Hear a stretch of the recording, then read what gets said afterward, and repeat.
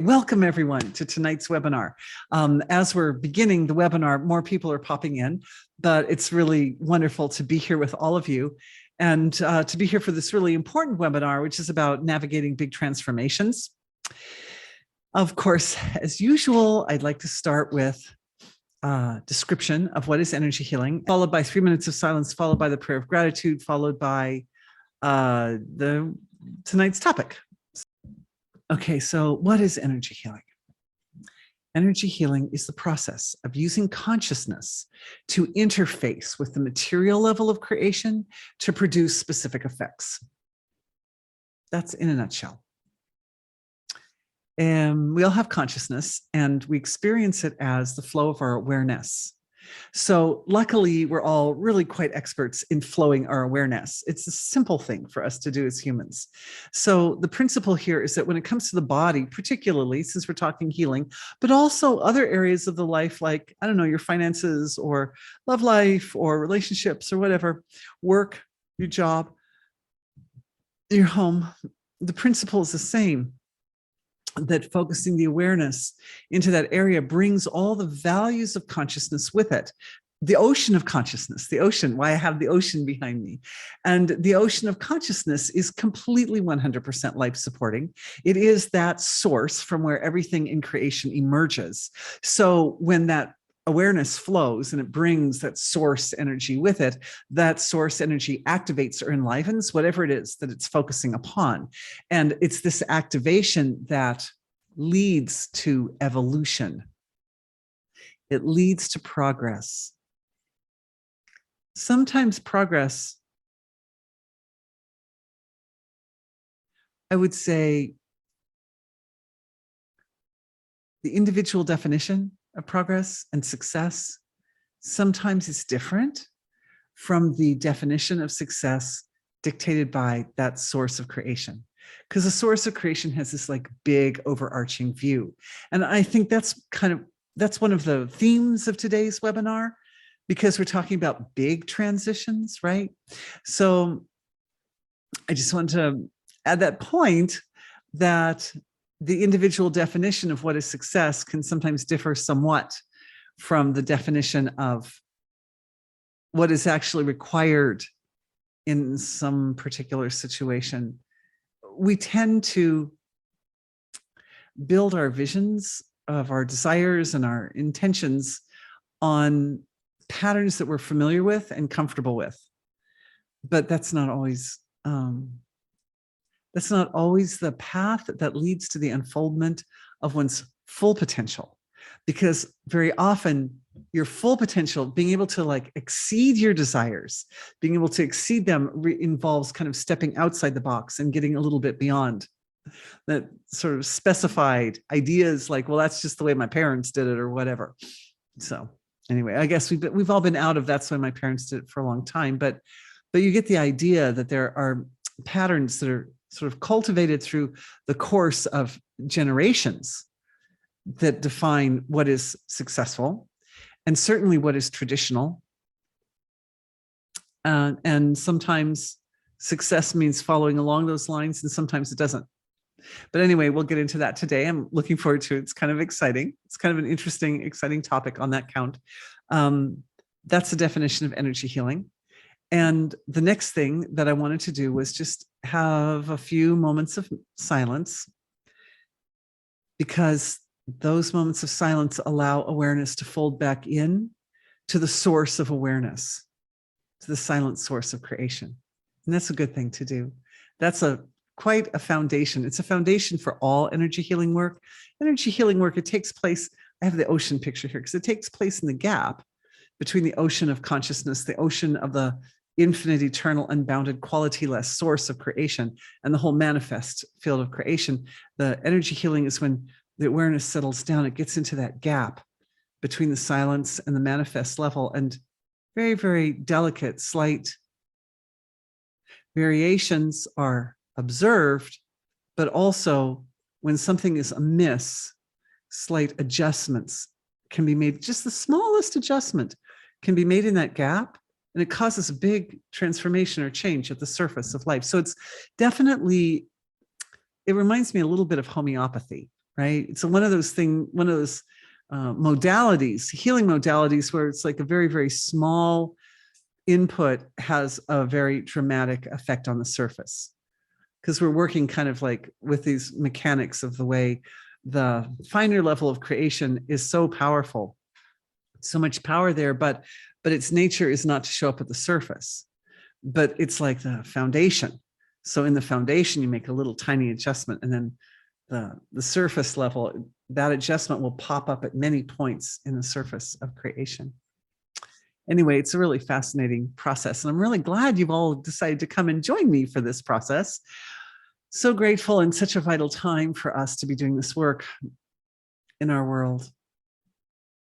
All right, let's have some moments of silence. I'm going to open my clock. I'm going to mute myself. Then I'll open my clock. We'll take about 3 minutes. And then at the end of 3 minutes, I'll ask to open the eyes, and be sure to not open too suddenly, because the gradual, graceful emergence from that silence helps to integrate the experience better. Kind of like waking up from sleep slowly, something like that. So we don't want to just jar the system out of the quiet. All right, let's close our eyes.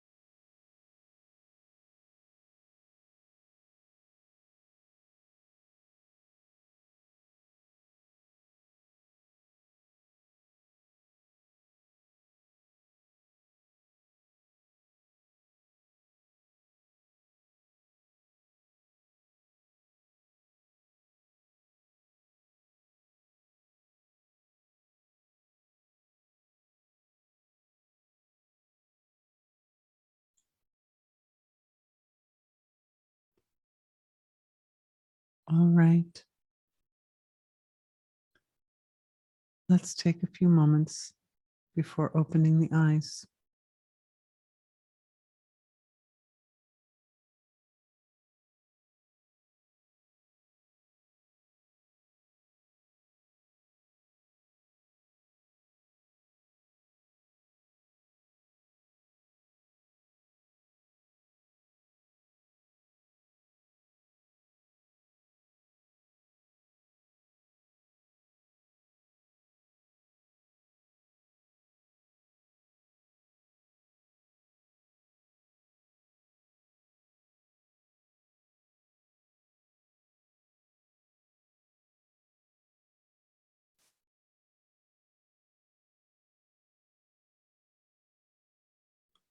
Thank you to the source of creation for being all of us and for being the whole universe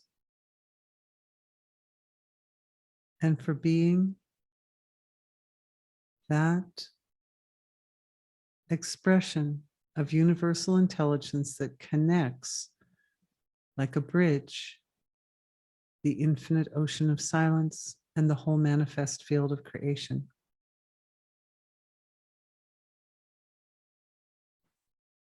Thank you for our webinar hour together, that we may use it in the most powerful and valuable way.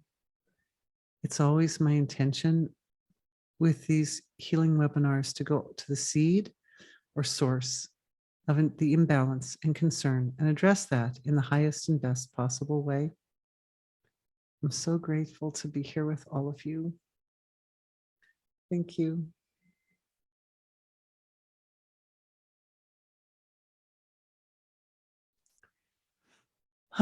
Thank you all for being with me tonight. Okay, so hey, so we're talking about navigating big transformations. And I just had a few points about, like, not a lot of points about it, but I thought we could spend most of our time actually just doing healings for big transformations. And also I can spend more time answering questions if you have any questions, which is ironic because this is one of the webinars where there weren't any questions that came in the email, but you know, so it is.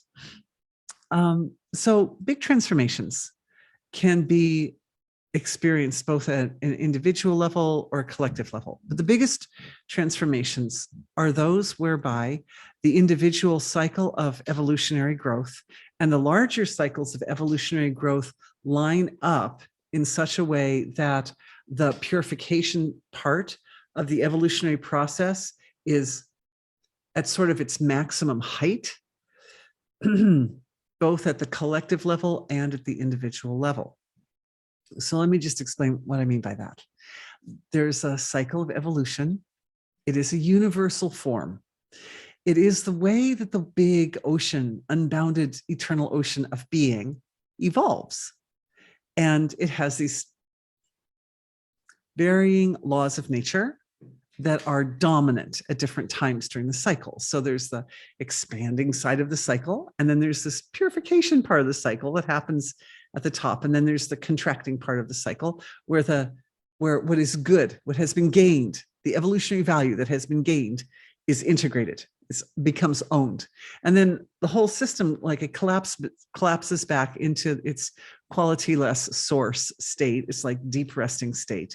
And from that deep resting state, it emerges, but it emerges with certain aspects of evolution, like they continue through the gap. And this is expressed at an individual level, like on the level of the individual soul, so beautifully when we think about how the soul travels between lifetimes in the spirit world. Because in a lifetime, there are a lot of aspects of human experience that we let go of as we grow older, right? There's certain things that seem like evolutionary and valuable, right? Like say not having wrinkles, okay? Having like completely smooth skin, something like that. And we think, oh, that's the ideal. That's the way that a person should show up, is like completely wrinkle free or something. But the truth is that as life goes on, that doesn't happen. One loses some of that robust smoothness there. Most people naturally do that. So one could say, well, as life goes on, something that we consider to be favorable and nice and good is lost.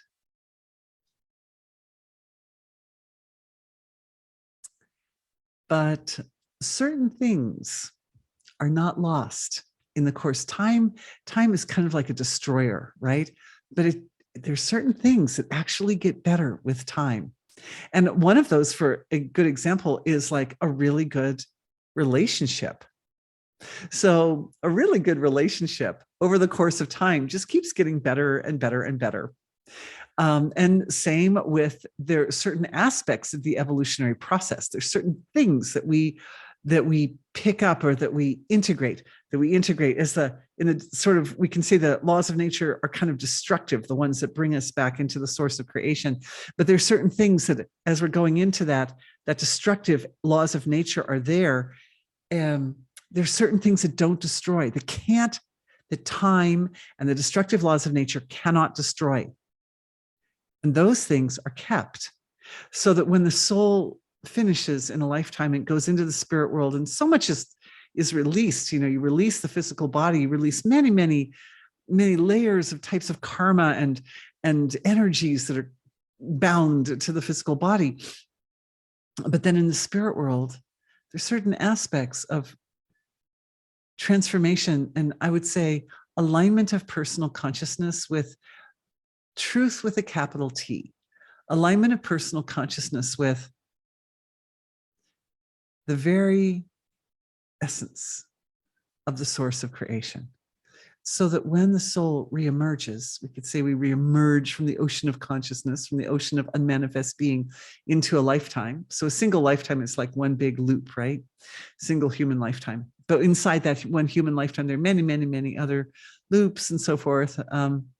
As the lifetime emerges, we bring with us those qualities, those values that were established, that the destructive laws of nature could not take away in the previous incarnation.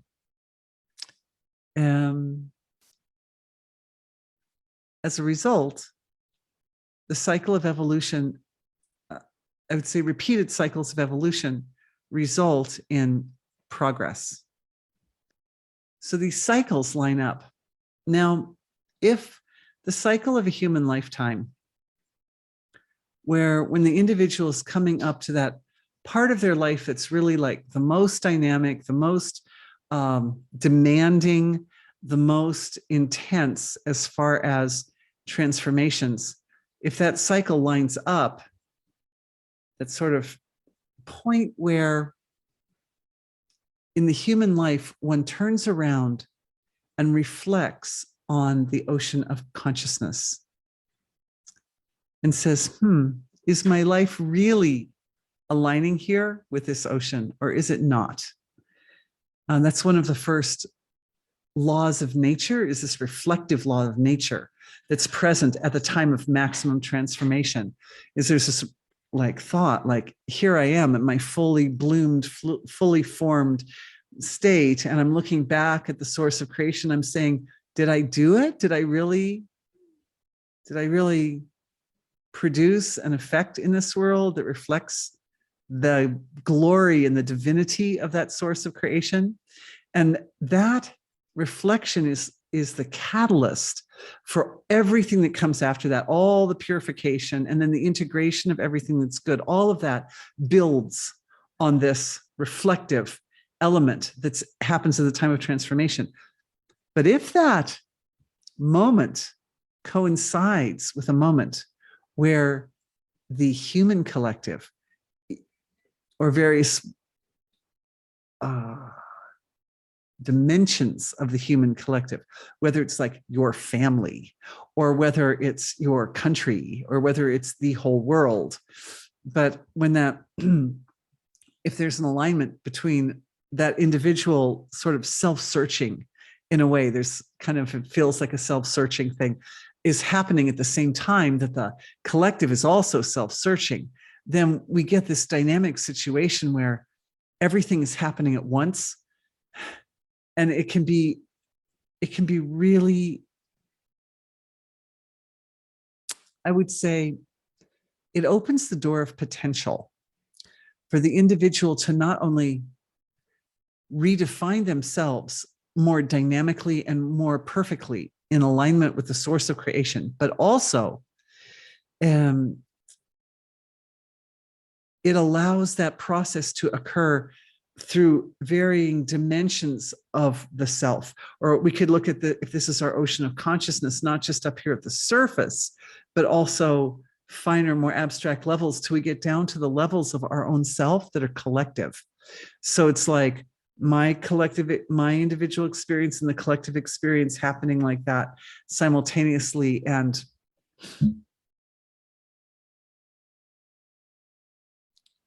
I was going to say it can be very painful when that happens. We can look at periods in history when that was happening that were rough, but it can also be like a fast track to evolution. It can also fast track individual evolution, which is why a lot of times souls come into the world timing themselves, timing their arrival and their process with the collective field. And I would say that timing, the ability to time one's arrival and evolutionary process like that is born of the degree to which the heart's deepest desire in the spirit world, in that level of creation where one is not bound or constrained by the limitations like the filter of the nervous system or other limitations that are associated with being in a human body, this kind of awareness kind of isolated down into a single point of anchor point of looking at the universe, but from more of a zoomed out perspective, how deeply that heart's desire is integrated. And of course, that has to do with how much pure being we integrated in our previous incarnation, right? And then how much of it's integrated when you're in the spirit world, when you're resting in the ocean of silence. In Vedic science, they call it Mahasamadhi. Samadhi is the experience of going in to the ocean of silence, and Mahasamadhi is like the big one when we go in. How integrated that consciousness is in the spirit world. Because if it's really well integrated, then the impulse of the heart that brings a soul into this world will be really deeply woven into the fabric of the evolution of the collective. Why am I saying this? Because all of us are there. We signed up to be in the world at this time, this amazing, dynamic, bizarre, intense time in the evolution of human history. We chose that. And all of you who are here with me are here because this is what you've done. And I want you to know that it takes tremendous resource on all levels of what it means to be a human, to have done what you did. So kudos to everyone who's here and for joining me, and that we should take a look at this process together and do whatever energy healing we have access to within the context of the limitations of our human nervous systems, whatever we can do to help support not only our own navigation through this time of tremendous transformation, very big transformation, but also for the rest of humanity as well. I'm smiling extra because I just noticed that these stones around my neck are shining more than usual. So I think somehow the stones around the neck are like reflecting what we're doing, and they're like, oh yes. It's very strange. I don't even know what this stone is, but it's a very nice stone, some kind of chalcedony or something. Anyway, thanks for being with me. All right, so a question came in. Would you consider it a big transformation when, after most of a lifetime of experiencing issues with deteriorating joints, good question, it feels like there is a need for a shift regarding this, not continuing with more degeneration, but manifesting more grace, fluidity, vibrance in the body that aligns with spiritual growth? Is there a way to drastically shift consciousness to support this greater truth? How to fully manifest it? Thank you for this wonderful question. Yes. So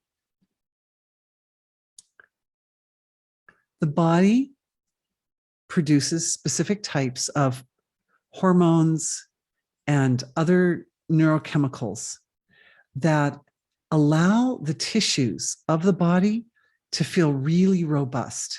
Like human growth factor is one of them. Human growth hormone. Human growth hormone is one, for example.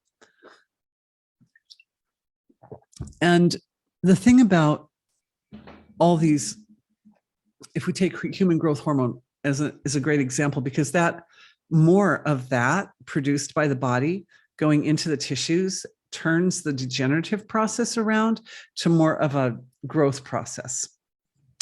Human growth hormone has an energy signature. It has a feel to it. And it's just such a lovely feel, such a bright, lovely feel.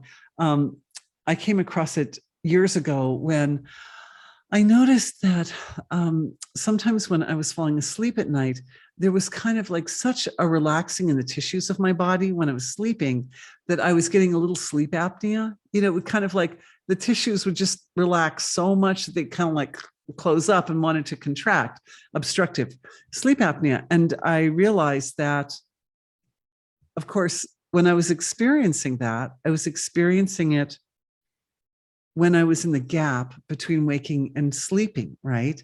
So my awareness was very, very subtle at the time I was experiencing it. And I just asked myself, is there a light medicine? Is there a energy medicine that my consciousness can produce?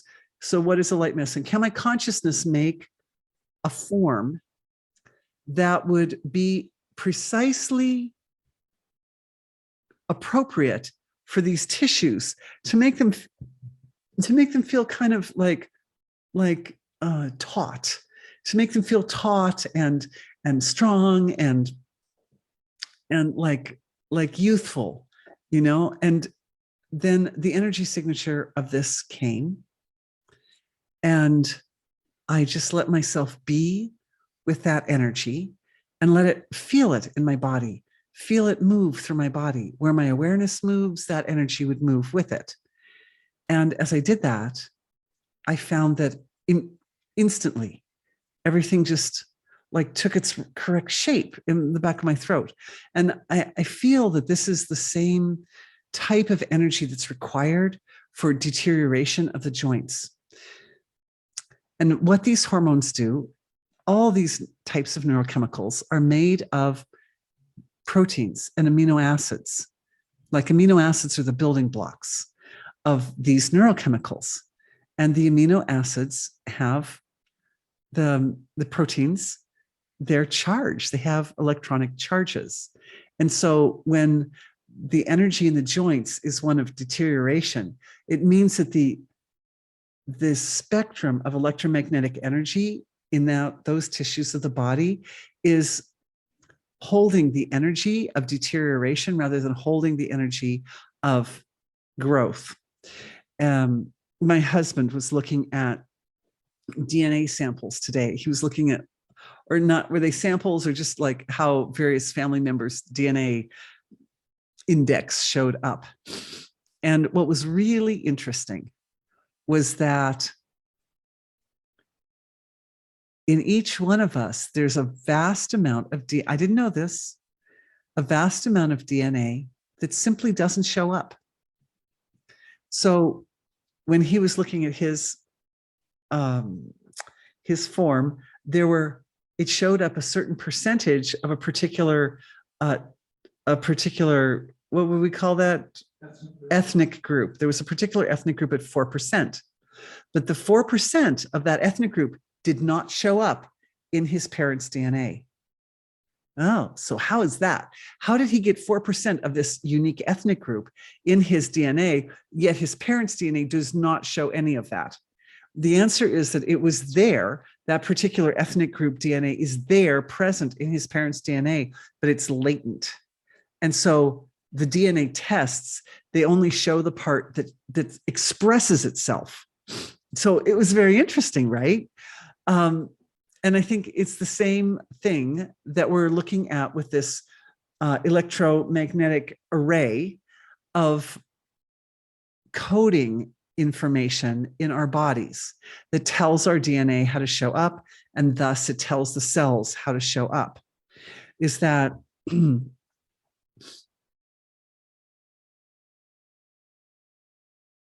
looking. I close my eyes when I'm looking. I'm looking into everybody's electromagnetic spectrum and how the display, the display of the tapestry of the electromagnetic energies in the physiology are showing up, and particularly for anybody who either has deteriorating bones and joints or anyone who has the potential in the future for deteriorating bones and joints. And let's go ahead and include teeth in that, just because it's a very similar, it's a very, very close part of that process. So the electromagnetic display is, you could say, it's very much a reflection of the intelligence that oversees the Devata intelligence that oversees that part of the body. It's, in a way, it's like the Devata of the Devata, which, sorry, my brain gets a little bit abstract sometimes, but every form of ourself has this value of Rishi, Devata, and Chandas. So Rishi is the knower, Devata is the process, the knowing process, and Chandas is the known. But the knower is looking at himself. So actually the process of knowing is knowing itself. And so it really is one thing. But then each part, like the Devata also has a Rishi Devata Chandas division, and the Chandas has a Rishi Devata Chandas division, and the Rishi has a Devata Chandas division, and these divisions layer upon themselves, and layers upon layers upon layers of them like that, that ultimately give rise to the relative field of creation. So when we're talking about the electromagnetic display array in the physiology, which acts like we can compare it to the coding in a computer. So the computer has its Rishi, Devata, and Chandas, right? The computer has the hardware, but then it's got the coding, which is kind of like the function that allows, you can say that the computer is the Rishi and the coding is the Devata, and it's the coding that like makes everything sort of happen. And then the Chandas is what happens. It's like the output. It's like the vision on your computer screen and the, you know, all the files on your computer and like that. All the pictures that you save.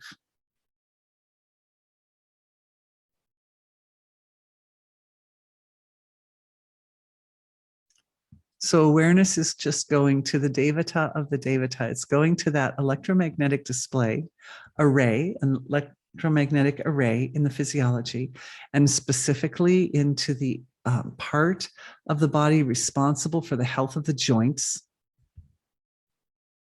and the bones and the teeth. And bringing in the energy signature, which was already received. I didn't say it, but we were all receiving that energy signature of the human growth hormone as a download earlier when I was talking about it. So receiving that energy signature, and that energy signature shows up in the joints and in the bones as like a tuning fork. Like a tuning fork, it provides a feeling there that is the antidote for the deterioration process. The deterioration process is, when I look at, it's very nice to be in at this level. I love this, sort of very yummy for me to be looking at this level of detail. And the deterioration process shows up as a feeling or emotion of giving up. Now, we know that this sort of electromagnetic array or spectrum that's inside, deep inside every cell, is extremely responsive to feelings. When the antidote or the healing energy comes into the bones, it's like a light, and it illuminates what exactly was in that deterioration. Like, it shows the deterioration like under a microscope, sort of. And the feeling that's in the bones that's causing the deterioration is a feeling of giving up and that it's impossible. And that feeling has an antidote on the feeling level. And the antidote on the feeling level is the energy of Narasimha, which we talked about, I'm pretty sure, on the last webinar. Maybe it was the private webinar. For those of you who are not aware, all the people that are with me kind of on the long term who do the total access package and continuous do sessions and multiple appointments for consultations during the year, that kind of thing. I do like these little private webinars just for this sort of smaller group of individuals. So, and that's free, by the way. It's like another free benefit for people who are so invested, for those of you who are so invested.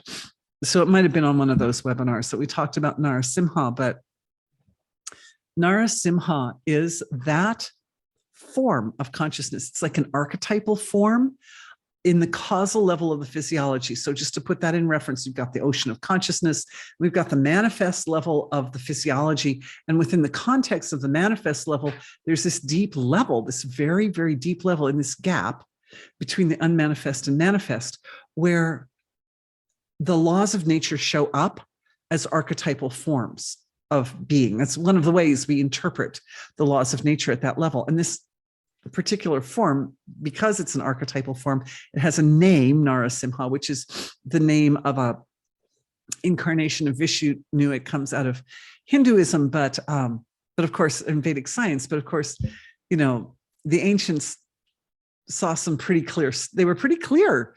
There were some nice, clear things that happened back in the day. And so in modern day, we're still drawing upon some of that great wisdom.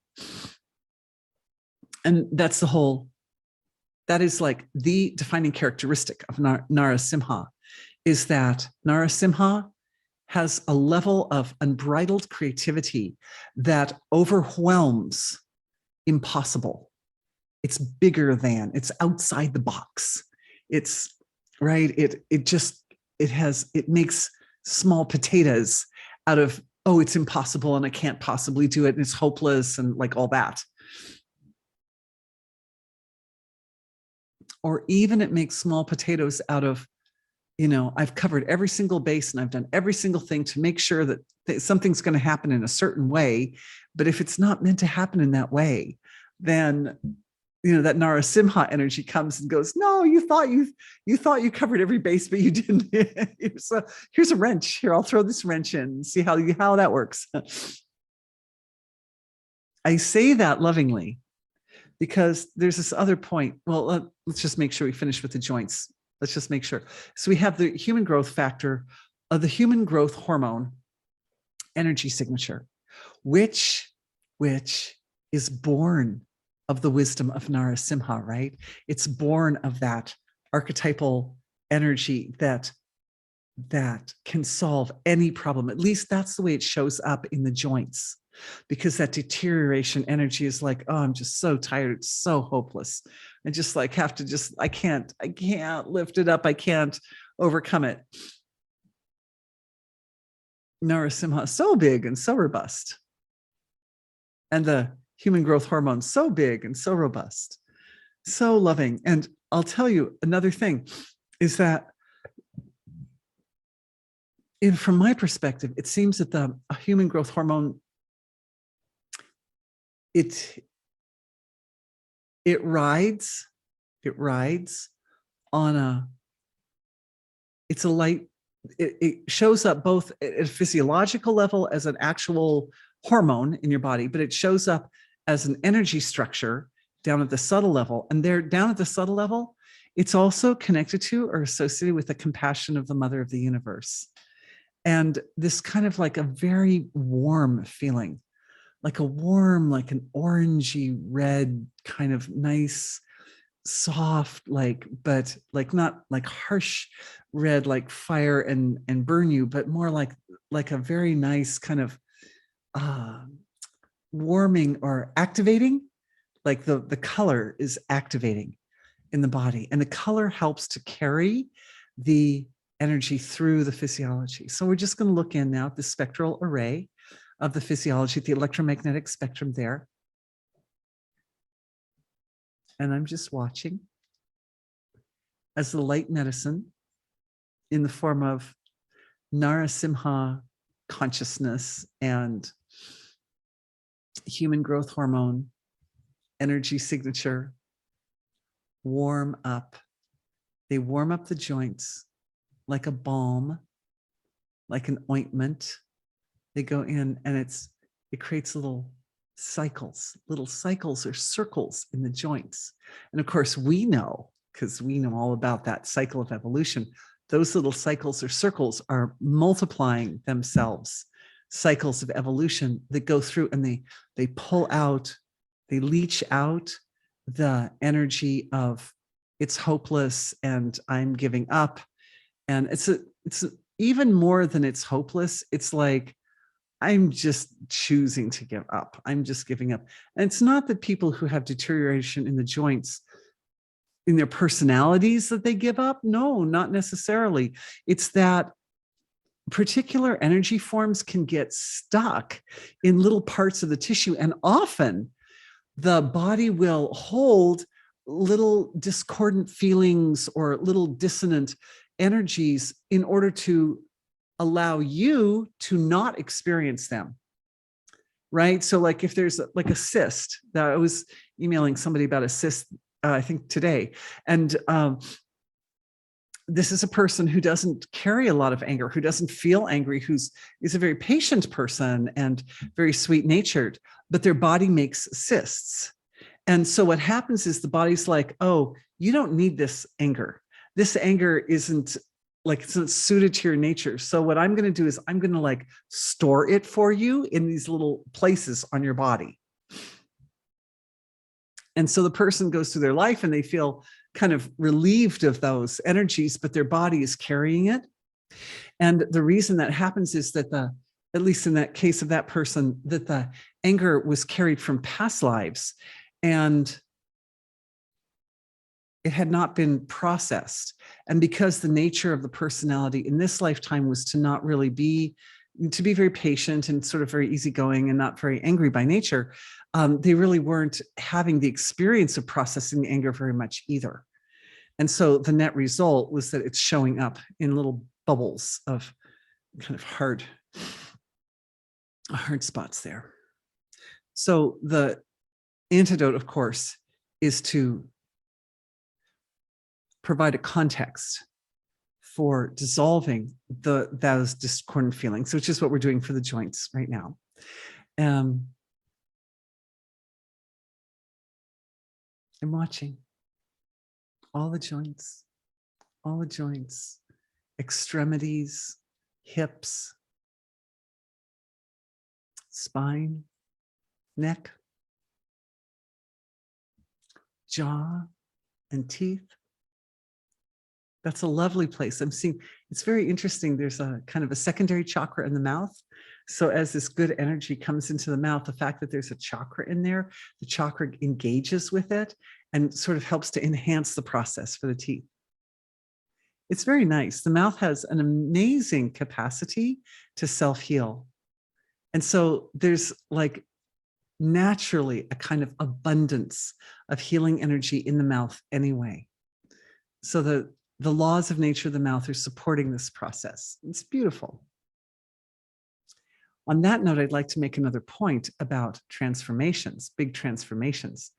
And also more questions come in, which I love you and I appreciate them very much. And that is that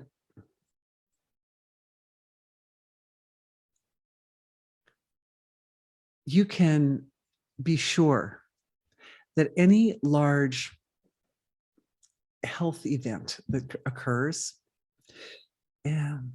indicates a major transformation. Any large health event. One of the particular large health events would be breaking of bones, because bones provide they aren't really the structure, like the muscles of the structure, but the bones provide the shape of the structure. So the bones are almost like the scaffolding or the foundation for the structure. And so they're very, they're very close. They're very close to the important aspects of how we form and shape ourselves and experience ourselves. And when a bone breaks, it means that the body and the system is going into a direction, a new direction, a new direction. Even though, I mean, one certainly hopes that the healing of the bone will be as close to its original template and its original form as possible. The breaking itself and then the remending are always indicative of a really major life transformation. So I just want to say that. Okay. So here's another person saying, so we want to manage this transformation with infinite grace and joy, and to have everyone on the planet do so as well. Absolutely. Let's make this an information of radiance and bliss. What a lovely idea. Yes, so I did want to spend a little bit of time focusing on, oh, lots of people said yes, they wanted that research article. So good, I'll send it. A lot of people, we're at this time of global transformation. So one of the interesting pieces of information that came to me, and I've shared with just a very tiny handful of you, but that came up over the last couple of weeks, was that when the human body form first emerged, first came on this planet, the souls that came to occupy human bodies, and this is historical information from the Vedas, the souls who came to occupy the human bodies were thrilled.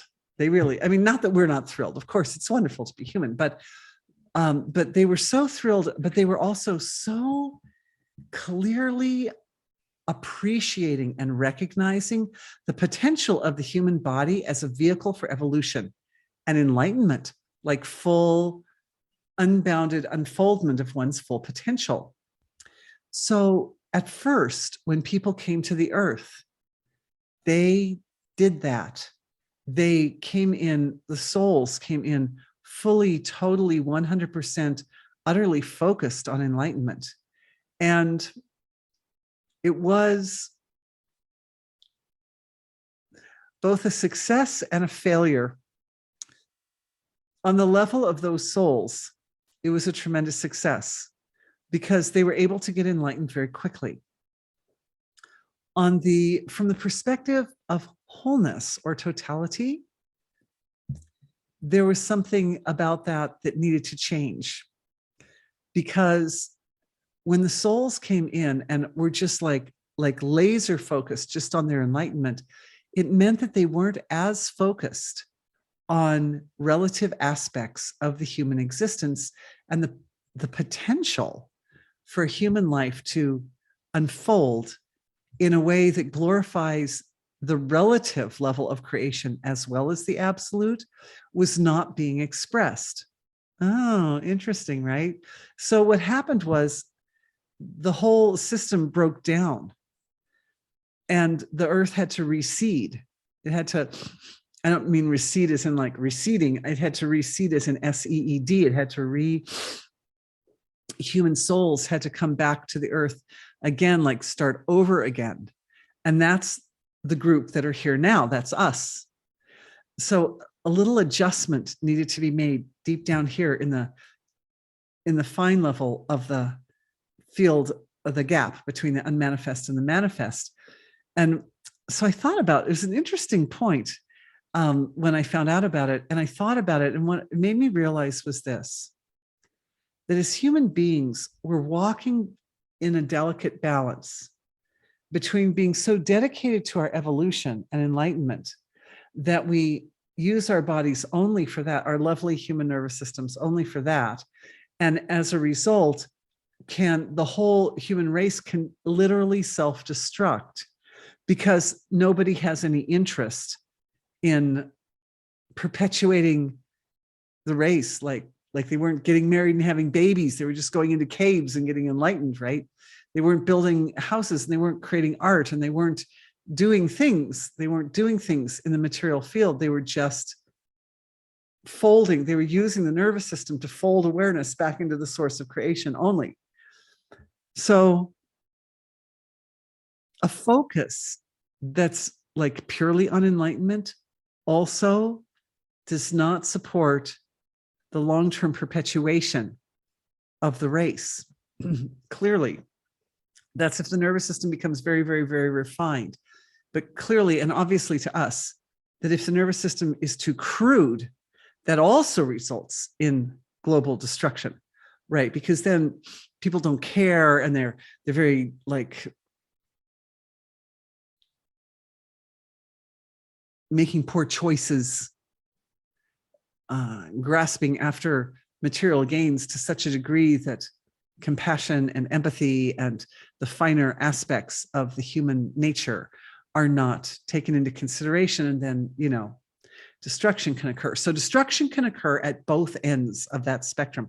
That was such an interesting thing when I found it. I was like, wow, okay. So what does that mean? It means that the creator created favoring on the side of enlightenment, and then the race didn't perpetuate.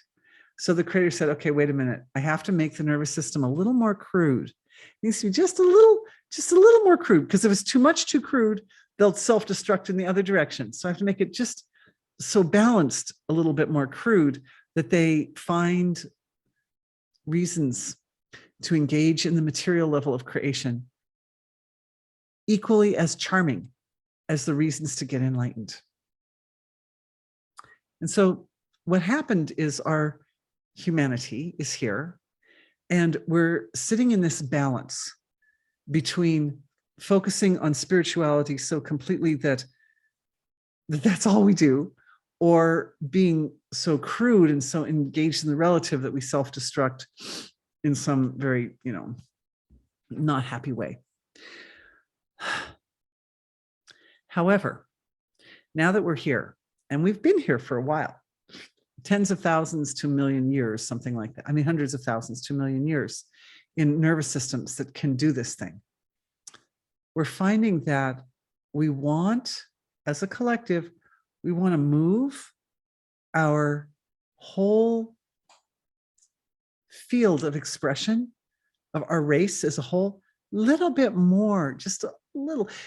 It's like on a violin, right? If any of you out there have tuned a violin, they're pegs at the bottom of the violin, and you turn the peg, you can make the string come in tune, but the peg down at the bottom doesn't have the ability to make the string come in tune extremely precisely. So there's like a second set of pegs up near the top.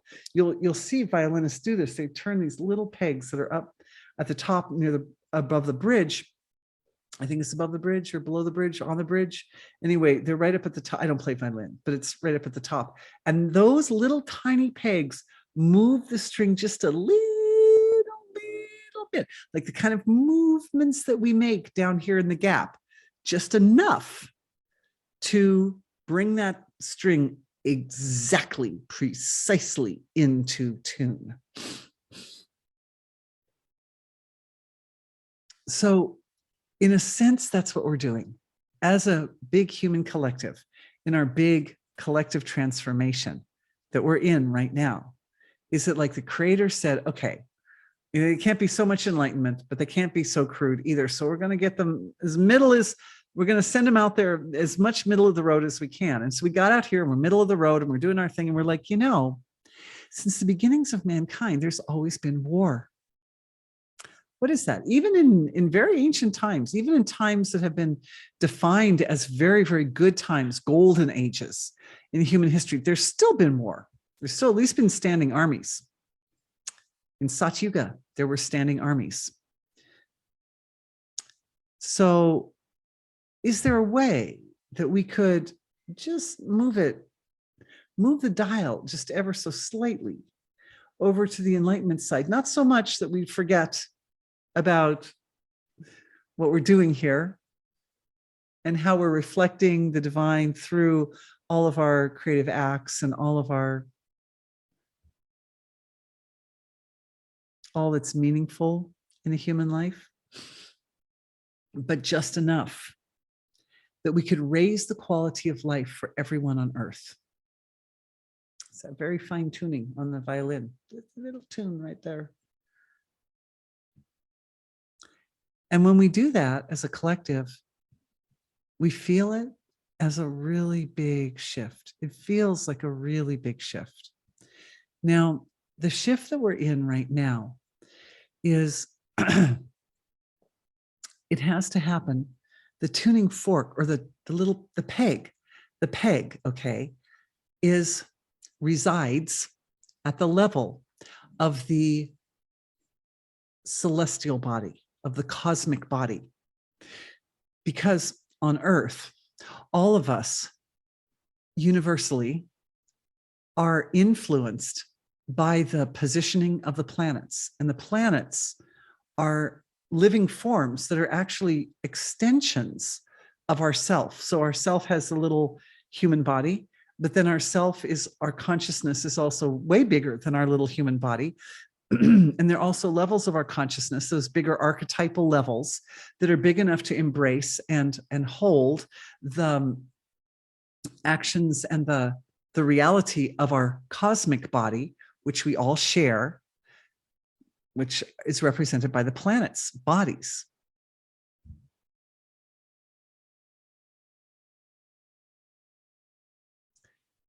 Today we sit here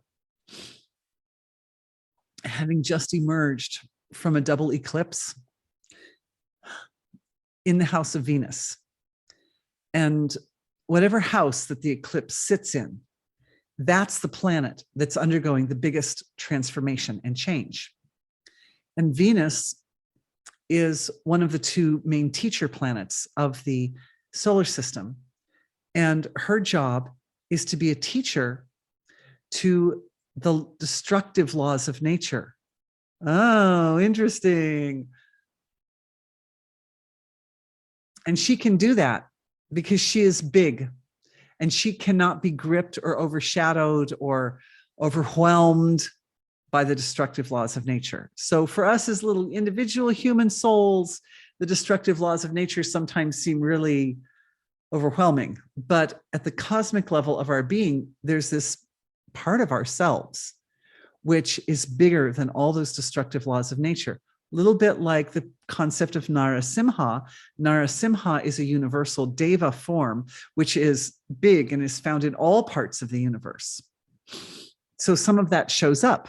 Narasimha shows up for Venus as a part of her nature that is not able to be pushed around by the destructive laws of nature. She's not able to be fooled by illusion, which is one of the main tools of the destructive laws of nature.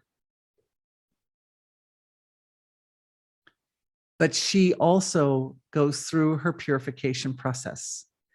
And she is so beautifully supported at this time by Saturn, who happens to be in his own house. So Saturn is now traveling within a space that's his space. And it turns out that Saturn and Venus are absolutely best of friends in our solar system. And so Venus is, at the time, in the year 2022, when Venus is undergoing this eclipse here in Taurus, which is her house, and then again, 6 months later, we're going to have another double eclipse in her other house, which is Libra. So twice in 2022, she has to be in this place where all the values and qualities that we associate with Venus are going to be the places where the most purification is occurring. This is how it experiences through our individual nervous systems. So if anybody happened to experience a little roughness over the last several weeks, this is why. Anyway, yeah, so she's going through this purification during the year 2022. And at the same time, her best friend Saturn is standing really stable and really solid in his own house, helping her. Because what Saturn provides is the path back home. Saturn provides the path back to the ocean of consciousness. Saturn is a very deep, inward flowing, very wise, everything's hidden, things hidden from view. And of course, I'm not an expert in any of this planetary stuff, but I guess I am an expert in energy healing and consciousness and how our consciousness shows up. So what I'm explaining here are the mechanics by which we find our own path home through a big global transformation. Because when the planets go through this, we all go through it simultaneously together. Some places on Earth is going to be a little more intense, like where the eclipse actually shows up. And I think the last one, which was that the lunar eclipse was the second in that last pair? I think it was the lunar eclipse was actually over North America. So we were right in the path, right in its path. So we got to enjoy illusion knocking on the door, illusion that would focus itself on the areas of life that are the most vulnerable or the most in need of change and evolution, and make it appear that there's some sort of tragic problem in that area when actually it's just an illusion. But when it appears to be a tragic problem, then all the resources come to bear on that area. And as the resources come to bear on the area, it wakes up the healing process in that area. And by the end of the two eclipses, it becomes evident, oh, it was just an illusion, actually. But in the meantime, you know, there was a lot of scrambling around that occurs.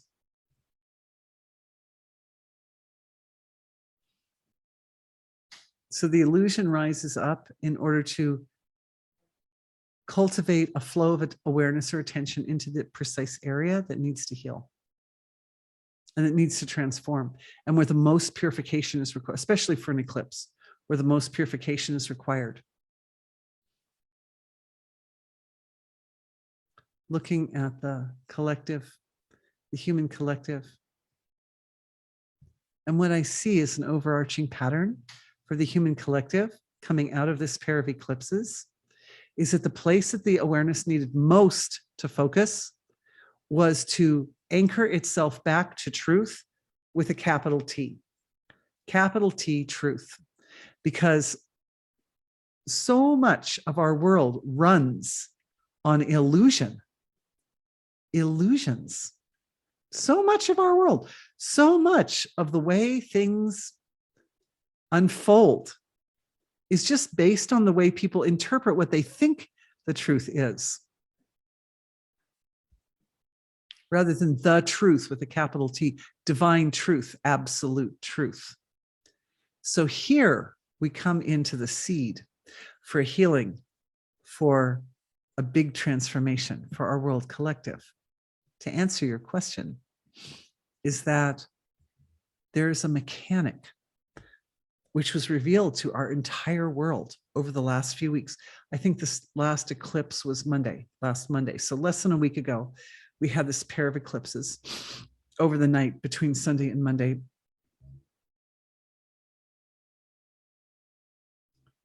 And the area that most needs illumination is a broadening of one's sense of self or identity in order to embrace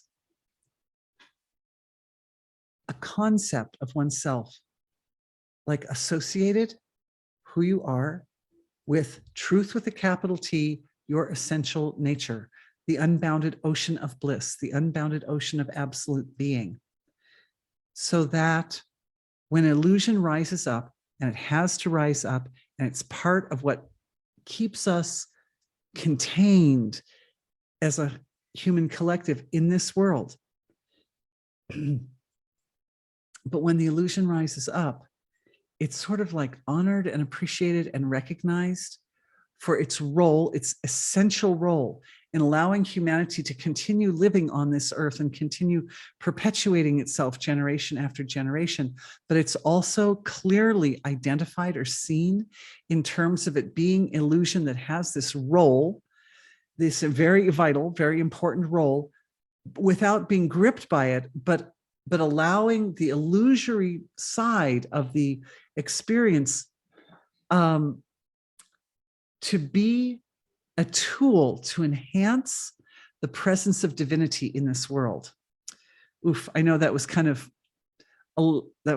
complicated. That was kind of complicated, but therein is the seed idea. Now, sometimes it happens because sometimes what's going on is that the seed or of the healing or the energy medicine of the healing, the way that this tiny little abstract shift takes place down in the gap between the absolute and the relative is so abstract that it takes many words to describe. These aren't things that we have a single word in English to describe, but so I'm doing my best to elaborate it. But the point is this, that the shift for humanity is a shift in self-definition, which would make sense, right? Because if we want to shift that meter or that sort of like the balance point upon which the entire field of human life is resting in the material level of creation, we want to shift it a little bit. Part of the story of that shift is a shift in how we view ourselves, how we understand ourselves. So part of the shift is the sense of self becomes more intimately identified with the ocean of bliss, with the ocean of absolute truth, without losing recognition and appreciation for the role of illusion or non-truth, for the role of non-truth in this world. I've said this before, but it's a good time to say it again, which is there's a principle from Vedic science that for an enlightened man, even the destructive laws of nature work in his favor. So this principle is part of the seed of this healing that the identification of oneself with absolute truth with a capital T, one's pure essential nature, does not disclude the presence of illusion in this world as a tool to allow the absolute to shine forth, to shine through. Think, for example, a very primal, very primordial level of color. If there's a color like this purple in my shirt, what it means is that the fabric of my shirt is all the colors except purple, right? So the illusion is that my shirt is purple, but the reality, the truth with a capital T, is that the purple frequency, light frequency, is the part that's reflecting off of my shirt and being picked up by our eyes, our lovely eyes, the extension of our nervous system, which filters everything and compartmentalizes our experience. So the truth is actually everything that we don't think it is. The truth is that the shirt is every color that it doesn't appear to be. But we need it to be like that. I needed it to be like that so that I could wear a purple shirt for you guys for tonight's webinar, because this is a great color for Venus. And today is, after all, Friday, which is Venus's day. And so are these other, this nice green is also, and so, yeah, this nice peachy orange.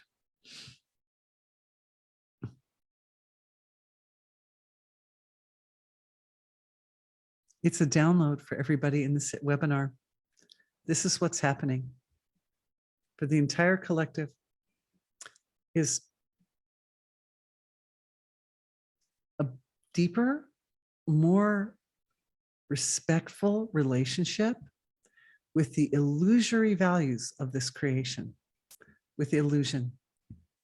And sometimes we even think of it as falsehood or like not the truth, not the truth. But to have a healthy relationship with that aspect of our reality, which we cannot avoid, which we don't want to avoid, because if we avoided it, we would self-destruct on that end of the spectrum, right? We need it. So we need to develop a healthy relationship with it. And by doing this, we strengthen ourselves. This is where it comes around to the health part of the process. We strengthen ourselves so that all the things that show up as destructive, we're like Venus, we're bigger than those. We're bigger than those destructive energies. So things, you know, like EMFs or GMOs, and we have so many acronyms in this world, you know, toxins in the food or electromagnetic frequencies, which disrupt the sort of the integrity of the human body's electromagnetic spectrum and things. I mean, that's very fundamental, right? Like we started out working with the human electromagnetic spectrum. It's a big deal.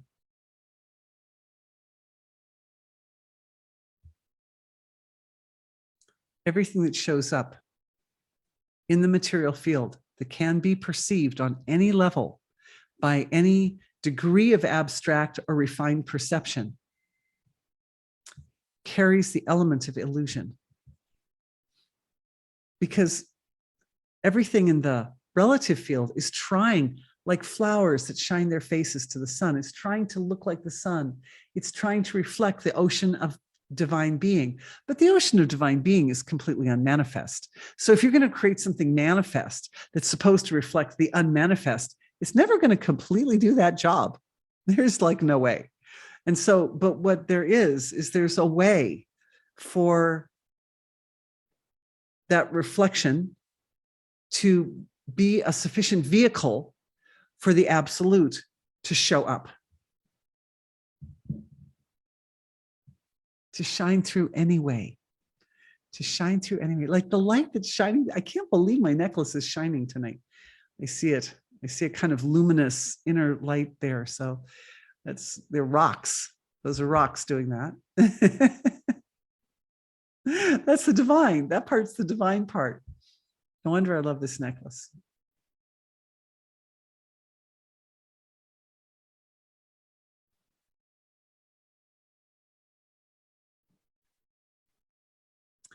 Can purification get trapped in the head and cause a perceived disconnection with the body or source? I've been dealing with intense insomnia. Oof, I'm so sorry. And an inability to drop in during meditation, all right, to transcend during meditation or into my body and feel energetically ill. Oh, I'm so sorry. So yes. And another lady saying that her brother just had an accident on a motorcycle and broke some bones. Ouch. Another lady, I'm kind of running through them. I'm going to come back to the question about purification because some of these are quickies. And we're right at the end of our session. Are those original souls helpers to us?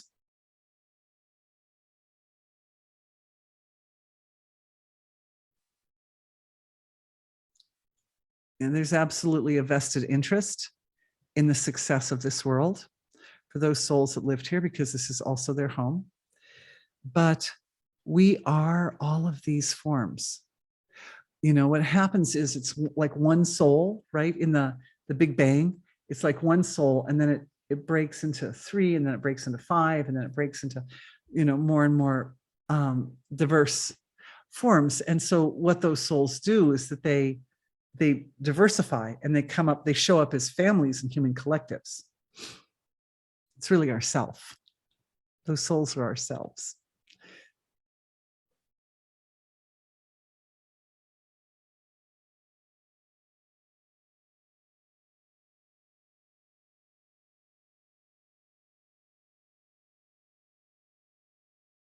One lady is asking, and she words her question so beautifully, but I'm out of time to read the whole question. But basically what she's saying is she perceives that there's a transformation still ahead. which is absolutely correct. We haven't hit the peak of this transformation yet, but I would say that we're in it at this point. We're at the point where the fire is on the stove and the pan is on the fire. So the food isn't cooked yet, but we're definitely in it. And yes, I think we need to have a big healing for this big transformation that we're in. And so I think I'd like to save that question for tomorrow and go back to the purification question. But thank you, because that's, I mean, to the lady who asked that question about the healing for a big transformation, I just want to honor that ability, the insight in her ability to dive in and ask questions that really cut to the core of what we're doing in this energy healing webinar. And I just feel as if the question is like deeply aligned with the cosmic, my highest intention for the webinar. And that's why I appreciate this question and honor it so much. So absolutely, we'll revisit this question. Maybe Tom, if you can print it, I can read the whole question tomorrow. I'll have a little more time. I won't be at the end of the webinar tomorrow. I'll be at the beginning, and I can do that. Thank you. I really, really do always, you know how much I appreciate your questions. Thank you. Purification, trapped, creates a perceived disconnection within the body, between the body and the source of creation.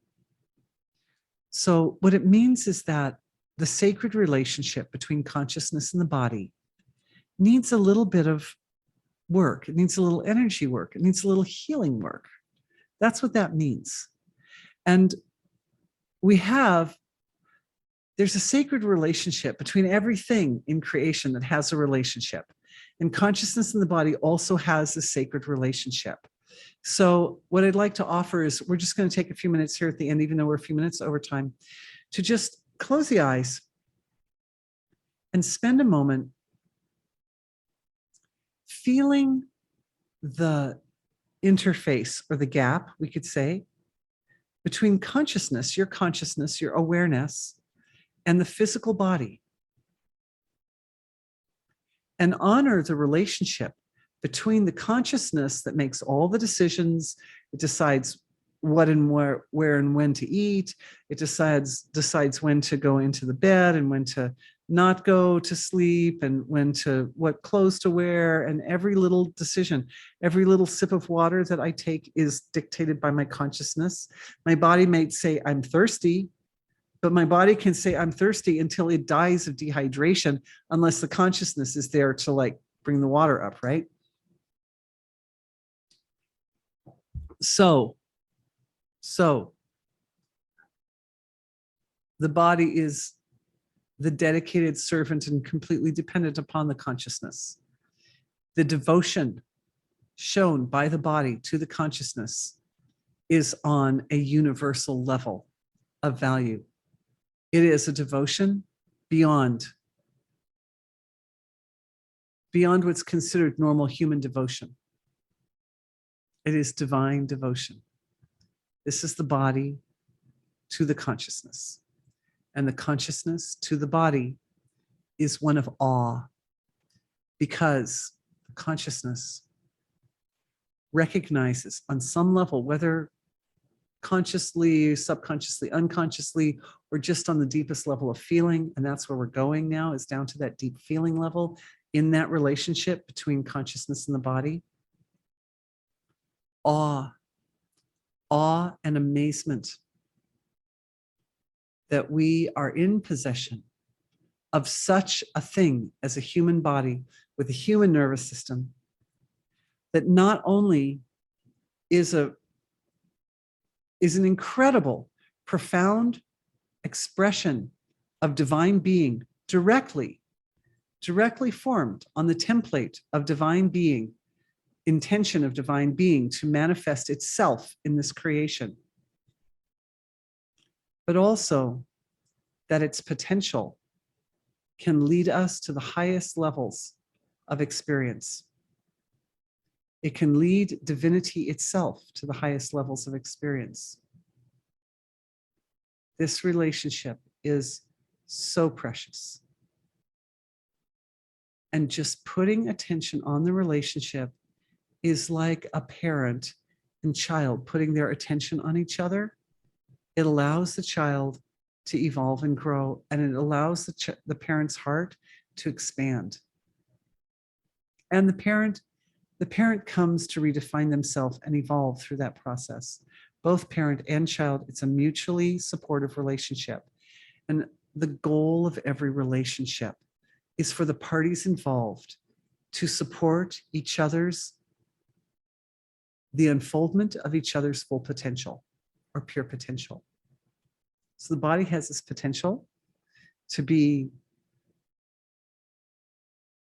a beautiful, perfect, divine expression of wholeness.